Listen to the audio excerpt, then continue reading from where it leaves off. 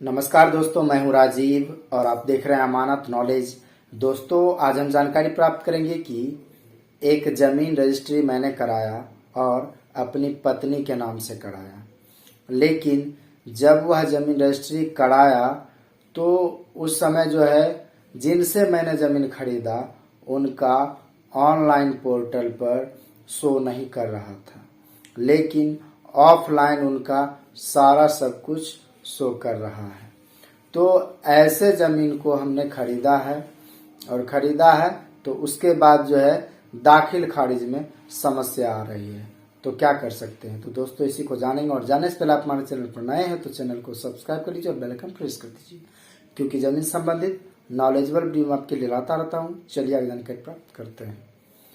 तो दोस्तों, अगर इस तरह की बात है कि कोई जमीन है जो कि मैंने खरीदा लेकिन अपनी पत्नी के नाम से खरीदा, जमीन तो खरीद लिया और वैसी जमीन को खरीदा है जिस जमीन का ऑनलाइन पोर्टल पर जमाबंदी शो नहीं कर रहा है, लेकिन ऑफलाइन राजस्व कर्मचारी के पास शो कर रहा सब कुछ, ठीक है।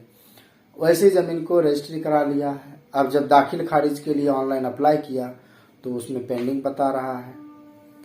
तो ऐसे कंडीशन में क्या करना है, इसको ध्यान से समझिएगा, पूरा वीडियो देखिए तब समझ पाइएगा। तो दोस्तों, अभी प्रेजेंट टाइम में ऑनलाइन की प्रक्रिया सब कुछ हो रहा है, बहुत सारा कुछ हो चुका है, बहुत कुछ बाकी भी है होना। तो कुछ ऐसे हैं जिनका डाटा उपलब्ध जितना रहता है उसे अपलोड कर दिया जाता है, फिर बाद में जैसे डाटा आता है तो परिमार्जन करके फिर उसको फुलफिल कर दिया जाता है। तो अब बात यहाँ यह है कि जिनसे आपने जमीन खरीदा उनका ऑफलाइन राजस्व कर्मचारी के पास जमाबंदी भी कायम है, सब कुछ है। अब ऑनलाइन पोर्टल पर वो नहीं चढ़ा हुआ है, या फिर यदि कुछ अंश भी चढ़ा हुआ है कुछ नहीं है, तो ऐसे कंडीशन में जिनसे आपने जमीन खरीदा है उनको परिमार्जन करवाना पड़ेगा। जिनसे आपने जमीन खरीदा है वे अपना परिमार्जन कराएंगे। परिमार्जन कराएंगे तो इनका जो ऑफलाइन डाटा जो भी है वो ऑनलाइन पोर्टल पर अपलोड हो जाएगा। जब ऑनलाइन पोर्टल पर अपलोड हो जाएगा उसके बाद आप दाखिल खारिज के लिए अप्लाई करेंगे तो आपका दाखिल खारिज हो सकता है। उससे पहले आप बहुत प्रयास कर लेंगे फिर भी संभव नहीं है, क्योंकि प्रेजेंट टाइम में आपको ऑनलाइन ही दाखिल खारिज के लिए अप्लाई करना पड़ेगा।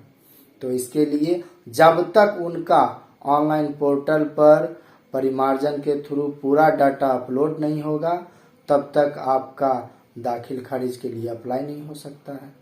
तो इसके लिए सर्वप्रथम जिनसे आपने जमीन खरीदा उनका परिमार्जन करवाना है और उनका डाटा ऑनलाइन पोर्टल पर शो होना चाहिए, तभी आपका काम हो सकता है। दोस्तों, उम्मीद करता हूँ समझ गए होंगे। अगर समझ में आ गया तो वीडियो को लाइक और शेयर करना ना भूलें। मिलते हैं नेक्स्ट वीडियो के साथ, तब तक के लिए अलविदा। थैंक्स।